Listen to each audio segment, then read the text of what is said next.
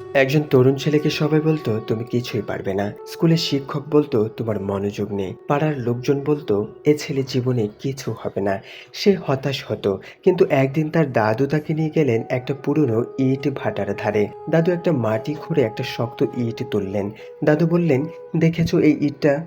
এটা তৈরি হয়েছে আগুনে পুড়ে। প্রচন্ড গরম, চাপে পড়ে তারপর শক্ত হয়েছে। আগুন ছাড়া কোনো ইট মজবুত হয় না। তরুণটি তাকিয়ে রইল।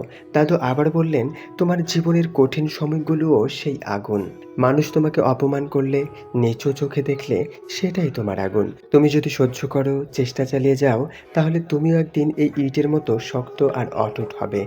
সেদিনের পর সেই তরুণ থেমে থাকেনি। বারবার ব্যর্থ হয়েছে, আবার উঠেছে।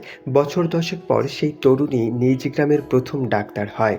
আর তার নামে গড়ে ওঠে একটি স্কুল। যেন আর কোনো ছেলেকে শুনতে না হয়, তুমি পারবে না। জীবনের কষ্ট, অপমান, ব্যর্থতা সবই আমাদের গড়ার আগুন। তাতে পড়তে ভয় না পেয়ে এগিয়ে যেতে হবে। কারণ প্রতিটি ইটই আগুনে তৈরি হয়।